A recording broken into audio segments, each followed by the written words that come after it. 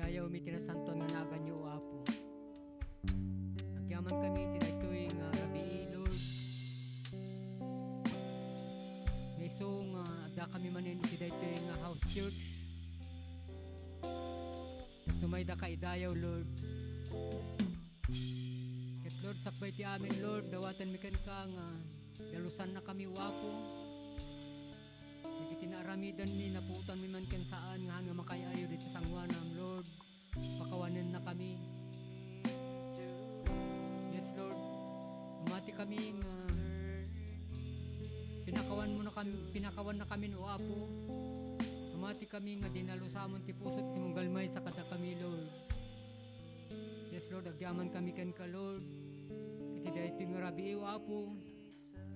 Iti Saturday evening nga serbisyo mi o Apo. Ti presensyam ka di Lord. Dawaten mi ken ka nga iti kan kanayon. Iti pangrugyan na daytoy nga serbisyo mo Lord. Dawaten mi ken ka nga si kakadi iti tumulong kada kami. Si kakadi Lord iti makibiyang iti daytoy nga serbisyo mi o Apo. Tulungan tumunggal may sa dagiti maaramat Lord agtakder ken dagiti mangi-share ka dagiti sasaw mo Apo. Dawaten ken ka nga i-bless mo Lord ti adipen mo. Isong nga pangipalasatam ka dagiti sao mo Apo. I-bless mo met Lord iti saom. Isong nga kami manggigan o Apo Dios. Ket dagiti nga sao magbalinda Lord nga taraon iti na espirituan mo panagbiag mi o Apo. Ket dawatan ken ka Lord nga kami ti na Diosan na kinasirib ti mensahe rum Lord. Tapno ti kasta agsao kadi kasi ti pagayatam ken maawatan mi o Apo. Yes Lord, agyaman kami ken ka Lord, agyaman kami ken ka. Kastamet Lord kadigiti kan kanta o Apo. Dawatan mi ken ka nga si ka Apo Dios iti mangi-bless ka dagiti nga kan kanta kan uray met dagiti mangidaulo Lord kadagiti nga kan kanta o Apo. I-bless mo met dagiti nga anak mo o Apo Dios kami daytoy na Diosan nga kinasirib. Tapno ti kasta Lord dagiti kan kanta ngayon kami pagdayaw kan kakat maparagsak da kami nin Lord iti daytoy nga rabi. Yes Lord, agyaman kami ken ka o Apo Dios. Agyaman kami ken ka. Ket Lord, dawatan ken ka nga i-bless mo ti timunggal may sa kada kami. I-bless mo manipod iti pangrugyan na daytoy nga serbisyo mi aging gana iti paglipasan na. Alawin Lord, agyaman kami ken ka ket sikan Apo Dios iti maidayaw may tan-ok. Daytoy iti kararag mi in Jesus name, amen.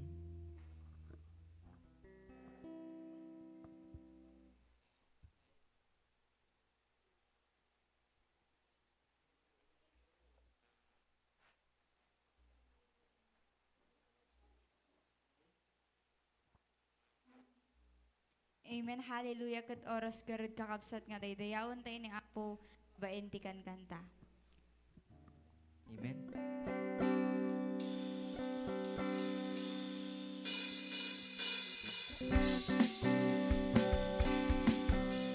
Hallelujah.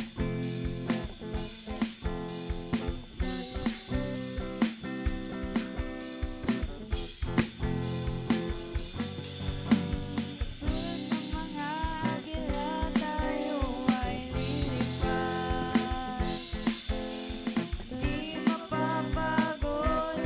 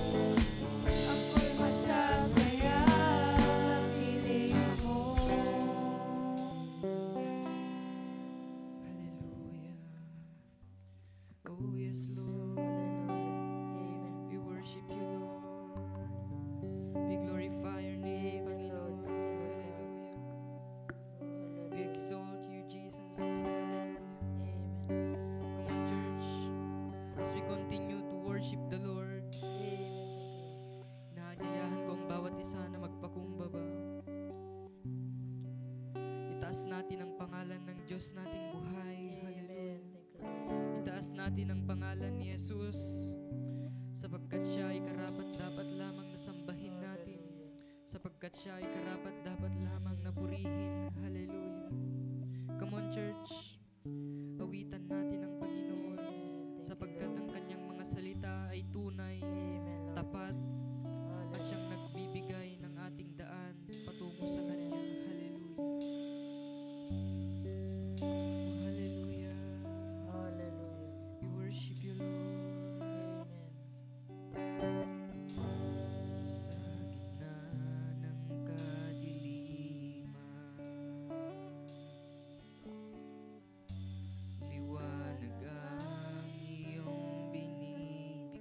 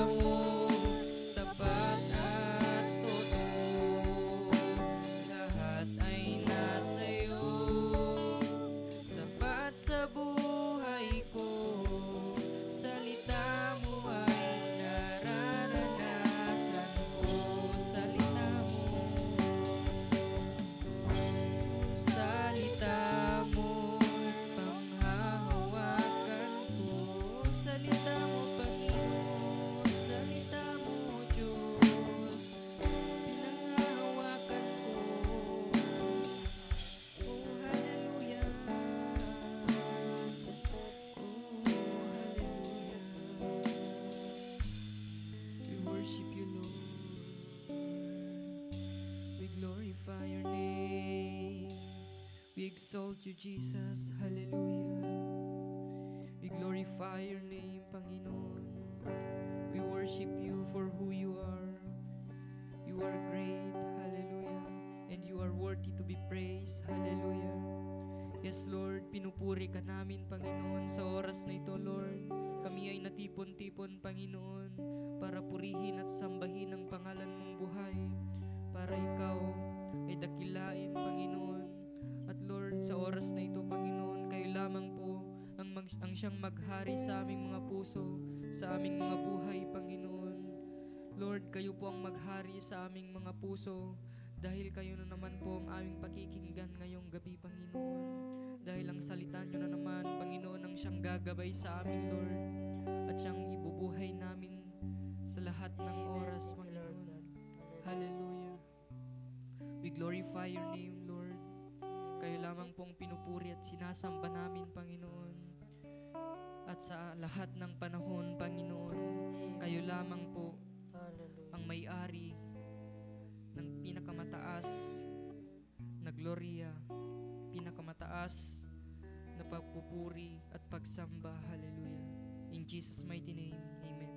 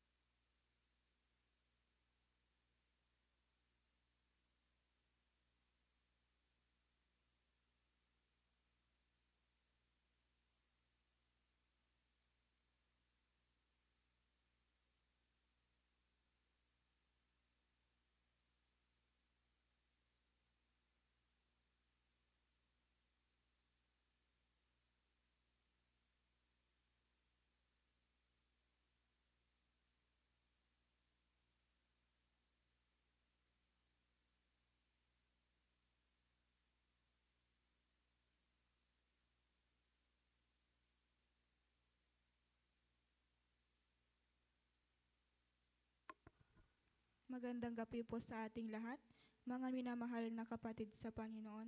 Nagpapasalamat tayo sa Diyos sa pagkakataon muli tayong makapagtipon ngayon gabi para sa ating online devotion dito sa TFI Aninipan. Tunay na biyaya ang bawat sandaling inilalapit niya tayo sa Kanya upang mapalakas at mapalalim ang ating pananampalataya. Malugod namin binabati ang lahat ng kasama natin sa Messenger Live. Pagamat magkakahiwalay, binabubuklod tayo ng isa-isa, pananampalataya kay Kristo. Isang kagalakan din po na makasama natin ngayong gabi si Pastor Marlon Estrera na magbabahagi ng salita ng Diyos. Ihanda natin ang ating mga puso upang tanggapin ang mensahe inihanda ng Panginoon. Inayayahan namin ang lahat na makiisa mag-comment ng Amen at ibahagi ang iyong prayer request at mga patotoo. Naway sama-sama natin itaas ang pangalan ng Panginoon at maranasan ang kanyang kapayapaan at pagpalain po tayo ng lahat.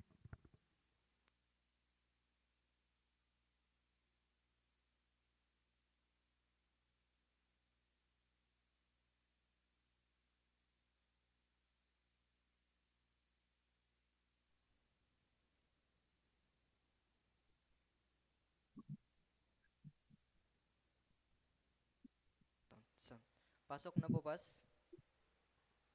Okay. Praise the Lord. Magandang gabi po sa lahat. Sa inyo dyan, mga anak ng Diyos sa Apayaw, Tabernacle of Faith International. Maraming salamat sa gabing ito sapagkat tayo muli ay mag, mag-aral ng salita ng Diyos. Isang mapagpalang gabi po sa lahat, mga kapatid.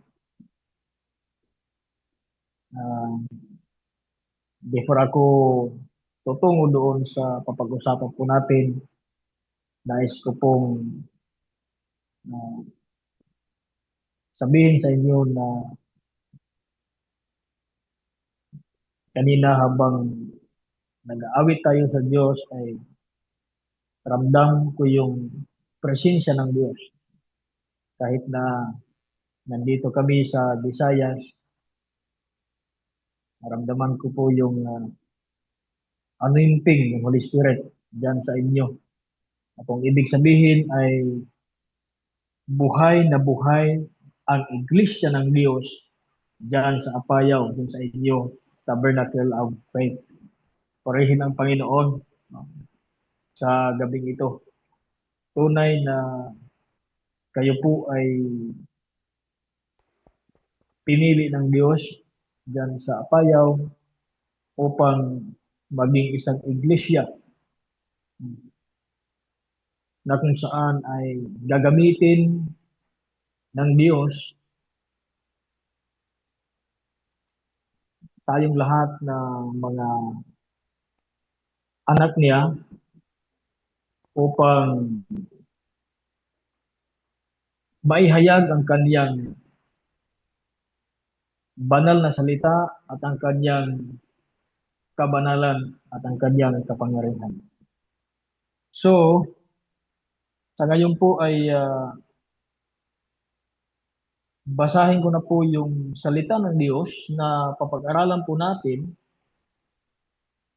dito sa libro ni Juan, chapter 14. Juan, chapter 14. Sabi po dito, sa verse 1 hanggang 6, huwag mabagabag ang inyong kalooban, sumampalataya kayo sa Diyos, sumampalataya din kayo sa akin. Sa bahay ng aking Ama ay may maraming silid. Kung hindi ito totoo, sasabihin ko ba sa inyong pupunta ako roon upang ipaghanda ko kayo ng inyong matitirahan?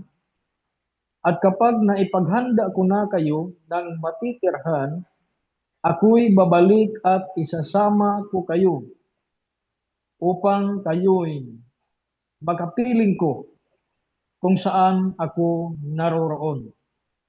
At alam ninyo ang daan patungo sa pupuntahan ko. Sinabi sa kanya ni Tomas, Panginoon, hindi po namin alam kung saan kayo pupunta. Paano namin malalaman ang daan? Sumagot si Jesus, Ako ang daan at ang katotohanan at ang buhay.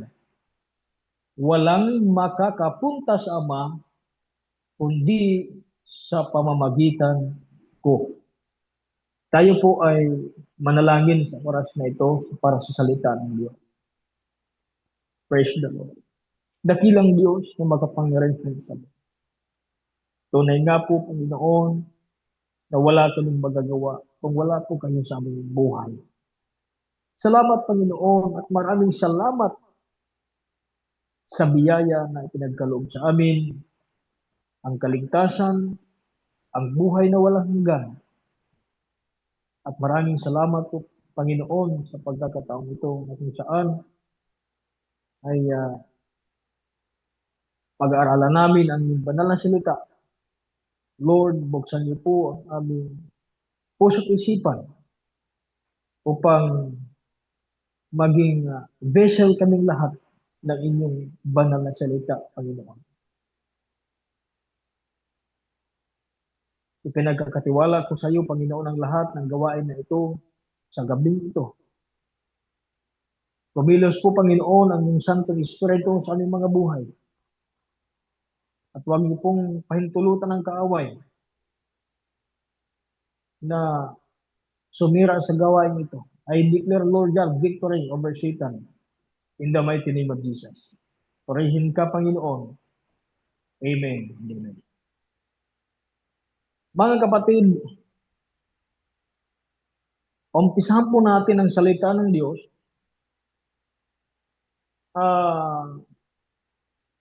Ito po ang topic natin ngayon.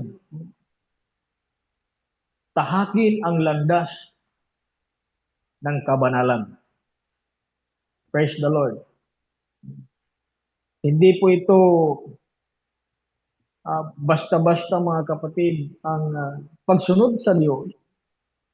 Pagamat madaling sabihin sa Panginoon na, Lord, maglilingkod ako sa iyo.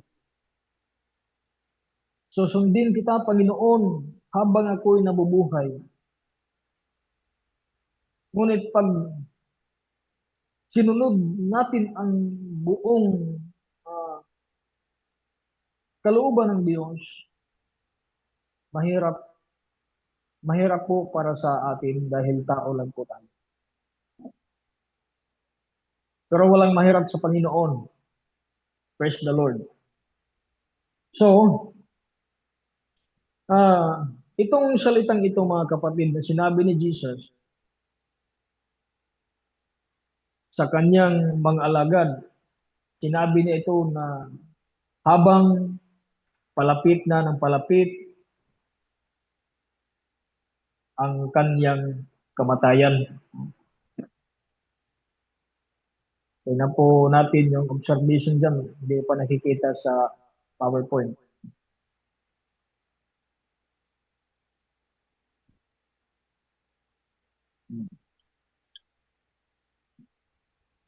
Ang ating Panginoong Jesucristo ay hindi lang para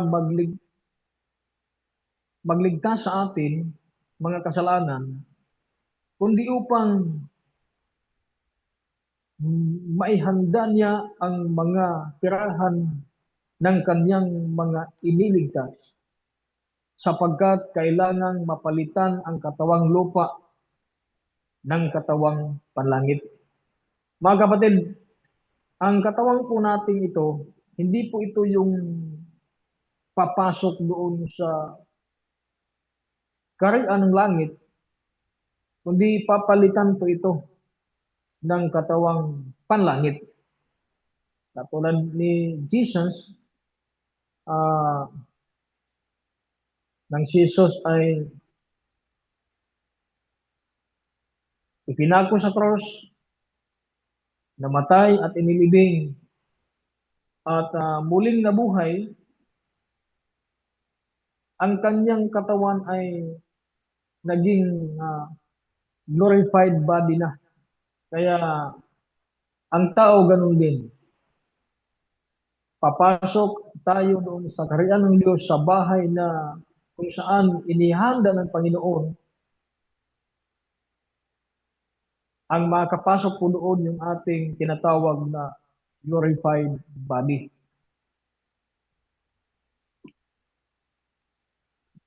At dito po sa pangalawang observation po ng passage na ito, sinabi ni Jesus na huwag mabagabag ang inyong kalooban. Sa verse 1, sumampalataya kayo sa Diyos at sumampalataya kayo sa akin. Ibig sabihin, alam ni Jesus na ang kanyang mga alagad ay makakaranas nga ng mga pagsubok. May mga mahirap na sitwasyon ang mararanasan nila at nating lahat. Kaya sinabi ni Jesus na huwag mabagabag ang inyong kalooban. Sumampalataya kayo sa Diyos at sumampalataya kayo sa akin. Ang ibig pong sabihin sa salita ni Jesus ay kumapit tayo ng mahigpit sa Panginoon. Ito po ang ibig sabihin ng Diyos dito. Na kumapit tayo sa Diyos kahit anong mangyari. habang sumusunod tayo sa kalooban ng Diyos, may mga pagsubok na ating na-encounter, may mga problema minsan. Ang iba sa atin ay nahirapang lumaban. Ngunit may sinabi ang ating Panginoong Hesus na huwag mabagabag ang inyong kalooban. Bakit mga kapatid? Dahil kung gaano man kabigat ang ating mga karanasan dito sa buhay, mas higit na mararanasan natin ang kabutihan ng Diyos. Dahil kasama natin ang Diyos at kung tayo ay kunin ng Panginoon, dalhin tayo sa bahay na Kanyang inihanda para sa atin. Mga kapatid, yung mga pagsubok ay, yung mga problema natin ay hindi kayang tumbasan ang kaharian ng langit. No? Una, pag sinabing landas ng kabanalan, ito ay patungkol kay Kristo. Hindi po natin, mga kapatid. Pag sinabing landas ng kabanalan, ito ay patungkol kay Kristo. Sapagkat sinabi ni Jesus, ako ang daan at ang katotohanan at ang buhay.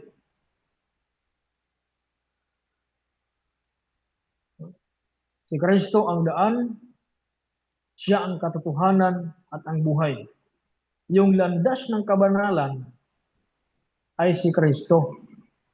Ibig sabihin, tularan natin si Kristo. Kaya nga mayroong discipleship sa church upang tayo ay magiging katulad ni Kristo. Kung naalala po natin yung Matthew chapter 28 verse 19 to 20, sinabi ng ating Panginoong Hesus, go therefore and make disciples of all nations, baptize them in the name of the Father, the Son, and of the Holy Ghost.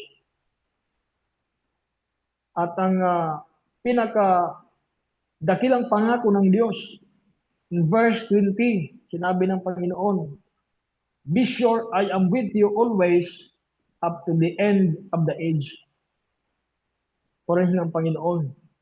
Yung Matthew chapter 28 verse 19, yung sinabing make disciple of all nations. Ibig sabihin, nais ng Diyos na ang lahat ng mga bansa ay maging katulad sa Kanya. Maging alagad niya. Purihin ang Panginoon dahil tayo, kahit ilan lang tayo sa church, mga kapatid, ko dyan sa Kapayaw, paparamihin ng Diyos ang Kanyang mga anak dyan. Kayo, dadami kayo dyan sapagkat yun ang kalooban ng Diyos. Gusto ng Diyos na maraming tao, maraming kaluluwa ang madala doon sa langit. Kaya nga po mga kapatid, patuloy tayo na maglingkod sa Diyos, hindi lang hanggang sa pag-attend ng gawain, kundi maging katulad tayo ng ating Panginoong Kristo. Ang pagiging banal ay kailangan kahit mahirap gawin. No? Pag sinabing magiging katulad ni Kristo, sino ba si Kristo? Si Jesus ay anak ng Diyos na buhay, siya ang ating tagapagligtas. Banal si Jesus. Kaya ito na ang pagiging banal ang kailangan ng kanyang mga anak. Mahirap maging banal, mahirap maging matuwid. mga kapatid. Pero pagkasama natin ang Diyos, walang imposible sa Diyos. Ito ang kahulugan ng pagiging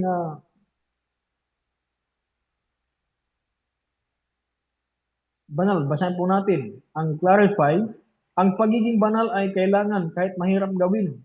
Madaling gawin ang pag-attend sa mga gawain, pero mahirap maging banal. Kaya nga maraming nagbabanal-banalan dahil mahirap maging banal.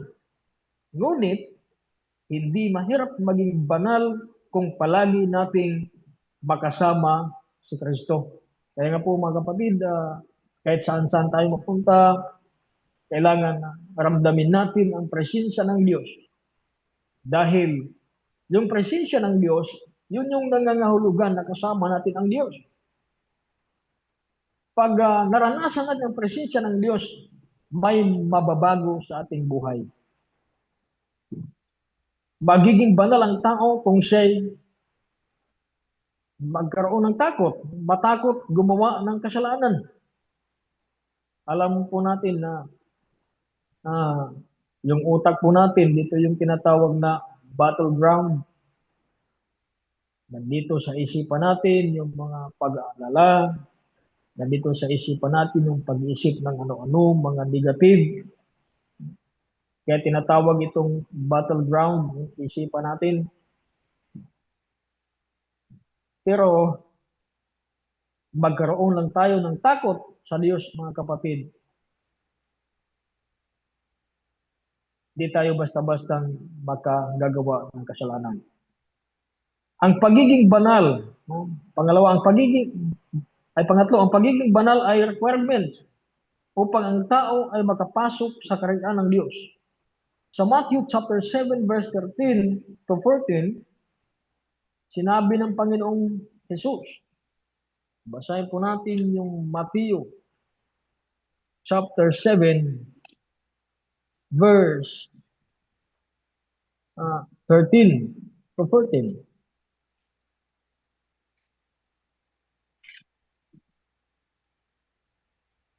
Pumasok kayo sa makipot na pintuan, sapagkat maluwang ang pintuan at malapad ang daan papunta sa kapahamakan. At ito ang dinaraanan ng marami.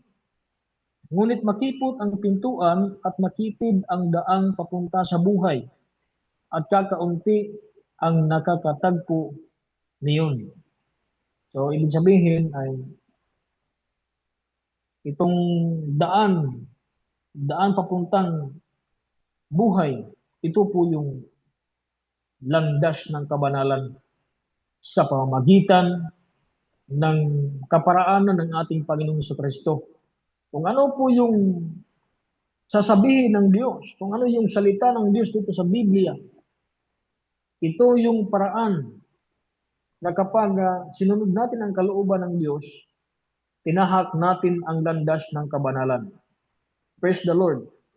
Sa Juan chapter 3 verse 3 and 5, sabi po doon, unless you are born again, you cannot see the kingdom of God.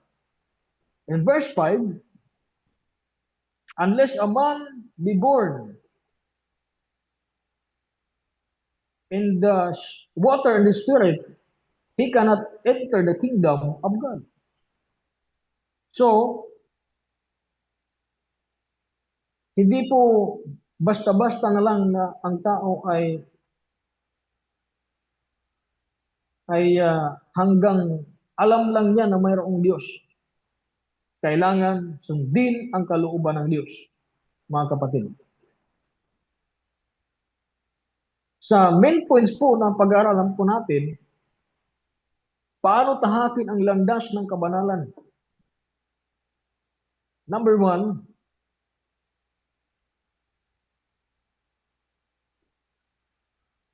baguhin ang ating pag-iisip.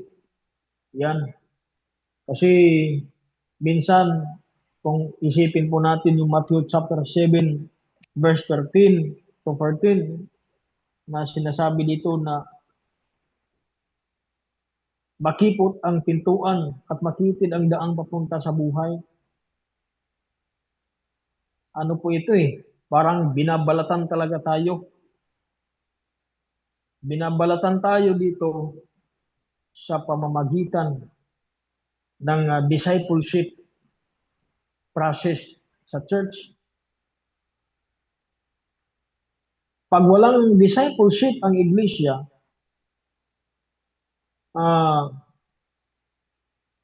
hindi siya mababalatan, hindi siya maitutuwid. Kaya nga po, ang kailangan po ng iglesia ay matutong mag-submit sa alagad ng Diyos na pinagkakatiwalaan ng Diyos bilang pastor ng iglesia.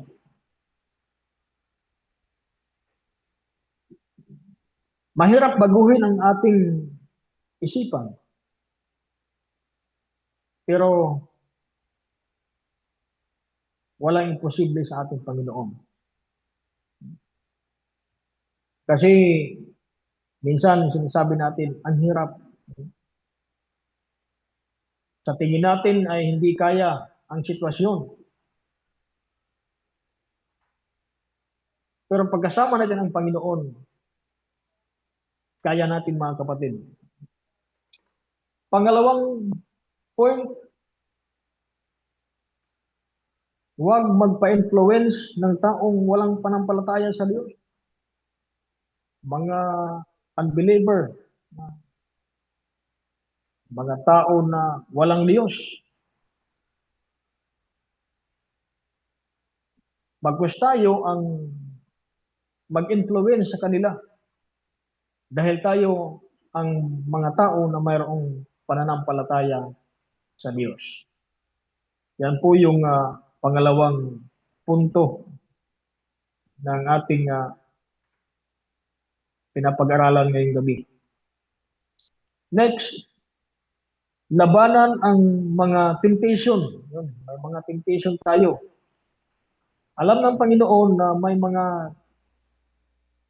mga labanan ang paglilingkod sa Kanya. Kaya nga yung mga disciple ni Jesus, sinabi na niya na huwag mabagabag ang inyong kalooban dahil marami talaga tayong mararanasan, mga kapatid. May mga temptation, may mga tukso. Next, gawin ang ipinapagawa ng Diyos. Number 4 yun. Gawin ang ipinapagawa ng Diyos. Sa Juan chapter 4 verse 9, basahin po natin yung Juan chapter 4 verse 9.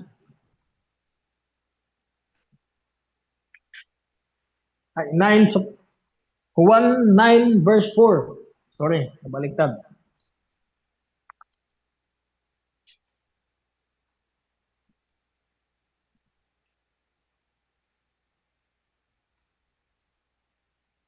Sabi ni Jesus, kailangan gawin natin ang mga ipinapagawa ng nagsugo sa atin habang may araw pa. Darating ang gabi kung kailan wala nang makakapagtrabaho. Yun. Ito yung sinabi ni Jesus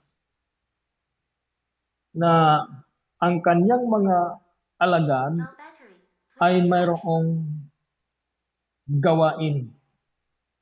May ipinapagawa ang Diyos. Ano ba ang ipinapagawa ng Diyos sa atin? Una, ang ipamahagi ang salita ng Diyos. Dito sa church na hinahandilan po namin ay mag-umpisa na po kaming mag-evangelize. At sinabi ko sa mga anak ng Diyos dito na bago tayo maghayo, mangaral ng salita ng Diyos patungkol sa kaligtasan, kailangan siguraduhin muna natin na tayo ay ligtas. Ang dahilan kung bakit kailangan nating magtrabaho para sa gawain ng Panginoon, sabi ni Jesus dito, habang may araw pa. Ibig sabihin, darating talaga ang oras na kung saan ay wala ng trabaho. Ngayon ang araw ng kaligtasan, mga kapatid.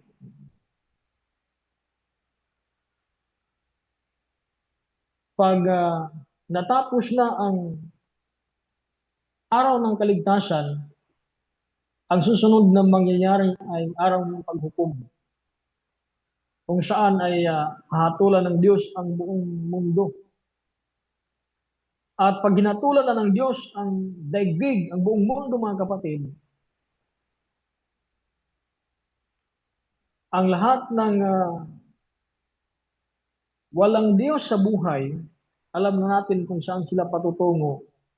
Maimpyerno sila, wala na silang pag-asa pa. Hindi sila makakapasok doon sa bahay ng Diyos na kung saan doon inihahanda ng Panginoong Hesus ang tirahan nating lahat. Ito po yung pinaka-importante, mga kapatid. Maraming mga churches ngayon na ang pinag-uusapan ay puro pira. Ang patungkol naman sa eternal life ay halos hindi na nila pinag-uusapan dahil pira na lang. Sa atin dito, balanse tayo. Pero ang pinaka-unang priority na dapat nating bigyan ng pansin, bigyan ng halaga, ang sinabi ng ating Panginoong Kristo. Sinabi ni Jesus, sa bahay ng aking Ama ay maraming silid. Pupunta ko doon upang ipaghanda ko kayo ng matitirahan. Sabi ni Jesus. Ito po yung magandang buhay na matatanggap natin bilang mga anak ng Diyos. Yung makasama natin ang Panginoon at tumira doon sa bahay na inihanda ng ating Panginoon Kristo, bahay na walang hanggan. Gawin natin ang ipinapagawa ng Diyos. Tayo ay nasa katapusan mga araw na.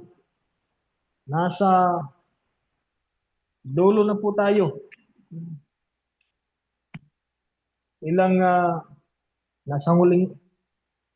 araw na lang tayo, mga kapatid. Ilang segundo na lang. Sabi nga ng mga ibang preachers ngayon ay tayo ay nasa huling mga araw na. Di na to basta-basta. Kailangan na tayong kumilos. Kailangan na nating gumawa ng ipinapagawa ng Diyos. Una, baguhin ang ating buhay. Pero maraming salamat po dyan sa inyo sa Apayaw dahil seryoso po talaga kayo dyan, gilingkod sa Panginoon. Ang sabi ng Panginoon, your labor is not in vain. Yung sabi ni Pablo dyan sa unang Korinto, chapter 15, verse 58. Praise the Lord. Panglimang punto, tumitig sa ating walang hanggang patutunguhan na kasama si Kristo. In Colossians chapter 3 verse 2, sabi po dito sa Colosas, sa Tagalog na Bible,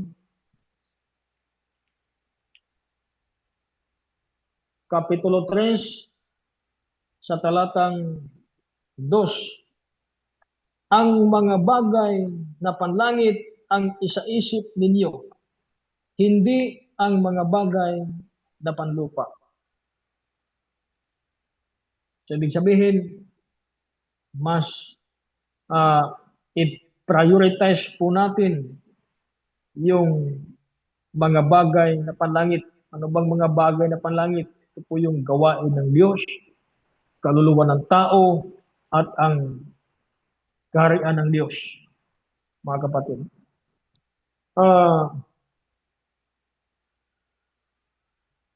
Mayroong isang alagad ng Diyos na nag-fasting siya ng 35 days and 35 nights, mga kapatid. Solid fasting. Di basta-basta yun na pumayat na, butot balat na lang ang kanyang katawan. Akala ng mga nakakita sa kanya, mga kasama niya sa pamilya, kamag-anak, mamamatay na siya. Pero nang dumating ang katapusang araw ng kanyang pagfasting sa ika-35 day na pagfasting niya, ang kanyang kaluluwa ay kinuha ng Diyos at dinala siya doon sa langit. Nang siya'y makarating doon sa langit, mga kapatid, nakita niya doon yung mga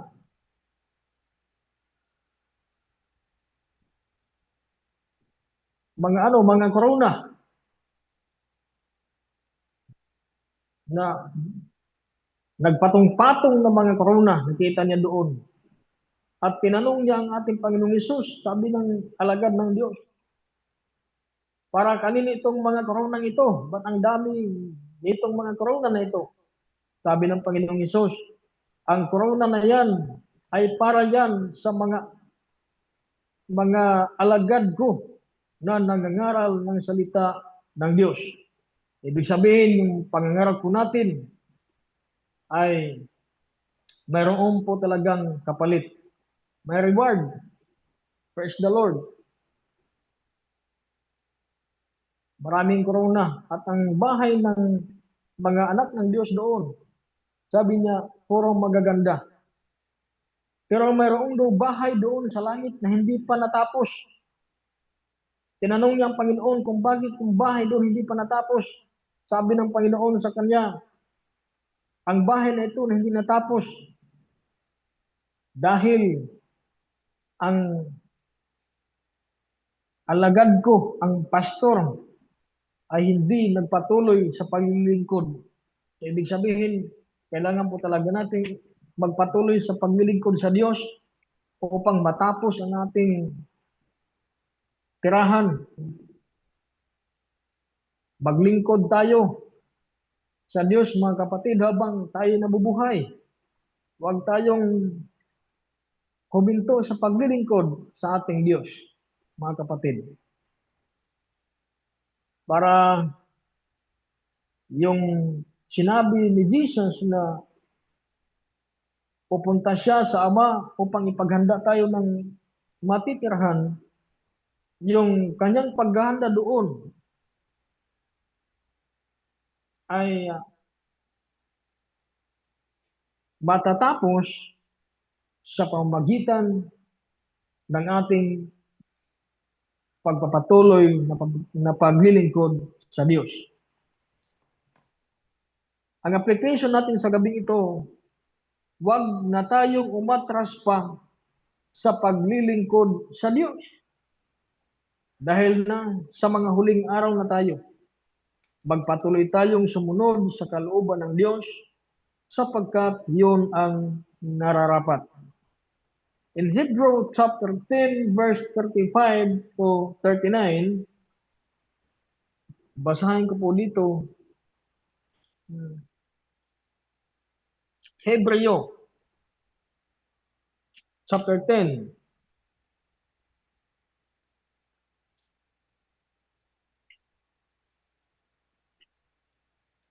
verse 35 to 39, sabi po dito, kaya't huwag kayong mawawalan ng pananampalataya sa Diyos, sapagkat dakila ang naghihintay na gantimpala para sa inyo. Kinakailangan kayo'y magtiis upang masunod ninyo ang kalooban ng Diyos at matanggap ninyo ang kanyang ipinangako. Sapagkat kaunting panahon na lamang, hindi na magtatagal, at ang darating ay darating na. Ang matuwid kong lingkod ay mabubuhay sa pamamagitan ng pananampalataya. Ngunit kung siya'y tatalikod, hindi ko siya kalulugan. Sa verse 39, ngunit hindi tayo kabilang sa mga tumatalikod at napapahamak, kundi sa mga may pananampalataya at naliligtas. Praise the Lord mga kapatid, sa salita ng Diyos na ito. Yung pananampalataya na ibinigay ng Diyos sa ating puso, yun ay galing sa Diyos. Yun ang ating panghawakan. Dahil sa lamang mga kapatid, palataya ang kailangan nating gawin upang tayo ay makapasok sa kaharian ng Diyos. Ang pagtahak sa landas ng kabanalan, kinakailangan ng pananampalataya at pagtitiis. Ayon sa Biblia na binasa natin sa Hebrew chapter 10 verse 35. Kailangan kung meron tayong pananampalataya, meron din tayong pagtitiis. Ang pagtitiis mga kapatid, yun yung pundasyon ng ating pananampalataya. Kung meron tayong pananampalataya, ngunit wala tayong pundasyon sa ating pananampalataya, maaari tayong tumalikod sa Diyos. Ngunit, kung may pananampalataya tayo at mayroon tayong pagtitiis, kahit na lumiit ang pananampalataya mo, pag natira pa yung pagtitiis, yung pananampalataya mo ay palalakihin ng Diyos. Purihin ang Panginoon sa gabing ito mga kapatid, mga kapatid ko sa Panginoon dyan sa Apayao, Tabernacle of Faith International, patuloy tayo. Dahil isa lang ang ating patutunguhan. Hindi naman tayo pinapabayaan ng Diyos. Araw-araw pinapakain tayo ng Diyos. Panghawakan natin ang salita ng Diyos, mga kapatid. Ano man ang mangyari, ano man ang mga kinakaharap natin sa buhay na ito, huwag nating ipagpalit ang mga pinangako ng Diyos sa atin. Tayo ay hindi habang dito lamang sa lupa. Hindi tayo taga rito.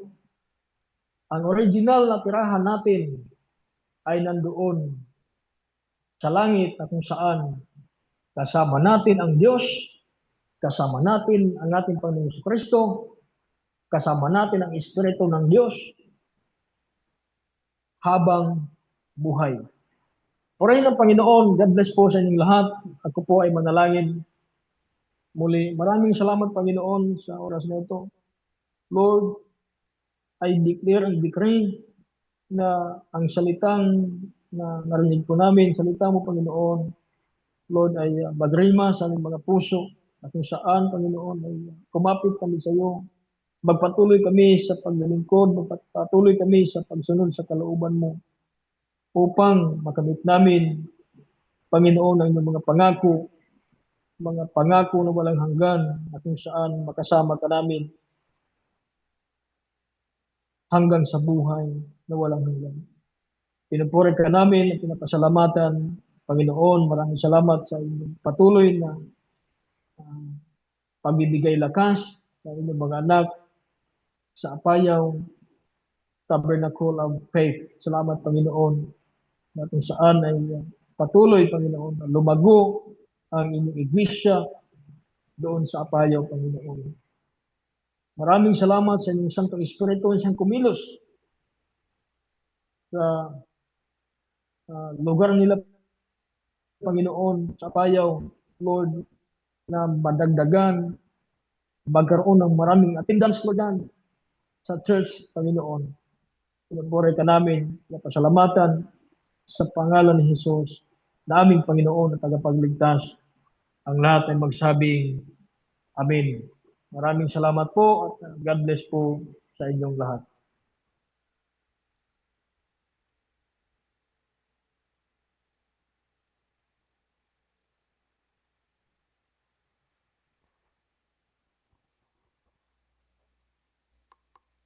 Okay. Praise.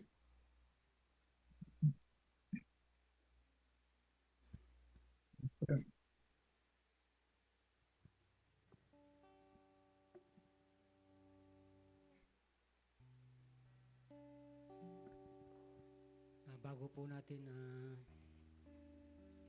papunta sa closing prayer, mawit tayo ng isang awit.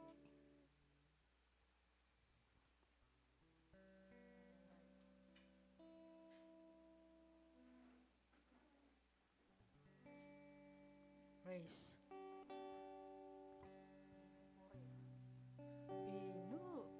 Pinupuri ka namin, O Jesus.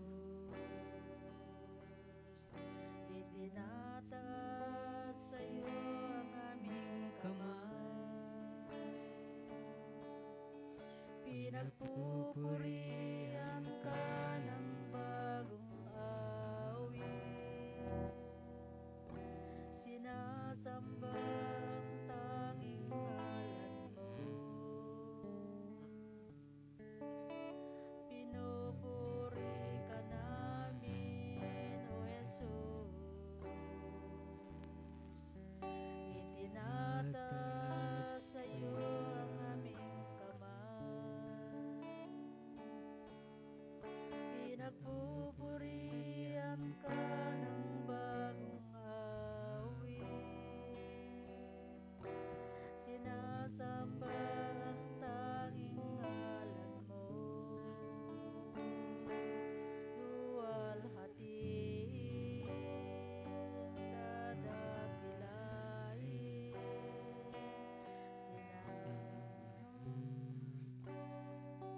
Ang ngalan mo. Luwalhatiin, dadakilain.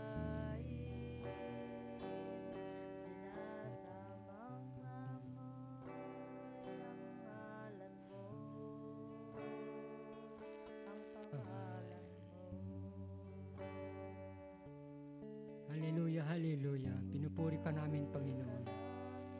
Hallelujah. Yes, Lord, marami pong salamat. Marami pong salamat sa iyong salita na napakinggan po namin ngayon. I-bless mo po, Panginoon, si Pastor Marlon. I-bless mo ang kanyang pamilya. Marami pong salamat, Panginoon. I-bless mo rin ang iyong salita, Panginoon, at sa lahat ng nakinig at nakipartisipar sa serbisyong ito. Oh, madaydayaw ka, Panginoon, madaydayaw ka. Diyaman kami, Lord. Diyaman kami ti sa umuapo. Nabak ng ti mensahe.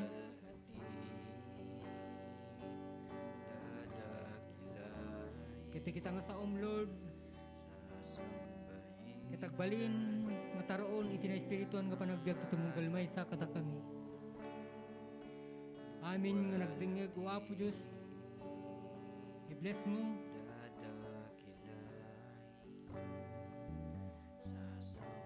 Ket Lord, agyaman kami. Kititultuloy na kami, o Apo. Nga matulungan, tapno ti kasta. Ti kayat mo nga aramiden mo, Apo Diyos, kat matungpal mi, Apo, babaan ni titulong mo. Tulungan nang kami, Apo Diyos, tapno ti kasta, ti pamati, ti tumunggal may sa kata kami, kat haan nga takawan ti kabusor. Yung kitdiag tultuloy dahil nga pamati mikan ka. Tultuloy dahil nga pamati mikan ka tap nagbalin nga natibker. Agtultuloy kami Apo Diyos tap nuti basta agdiag kami nga nasantuan.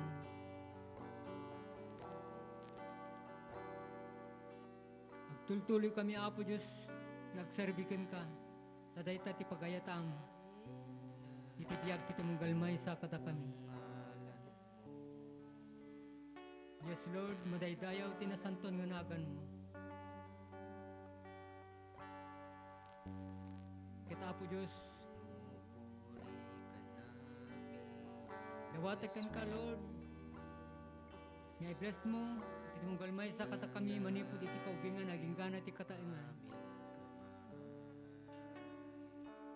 Iti tultuloy mo, Lord, nadalusan ti puso iti mong galmay sa kada kami. Tultuloy mo, Lord. Ikan ti puso, iti mong galmay sa kada kami iti nadyusan nga pamati. Daan ti nadyusan nga panagpanpanunot. Kitagbiag kami kumang nalintag iti imatang mo, Apo Diyos, babaan iti panarabay. Ken panangigay iti Espiritu Santo iti tumugalmay sa kada kami. Yes, Lord, agyaman kami met iti agyaman kami kan ka, Lord, iti pasensyam o Apo Diyos iti Espiritu Santo maiso ti nakikadkadwa kanyami iti tatangarabi. Pasko nami ti saom no sa dino ti ayan ti dua wenno tallo adakto sadyay.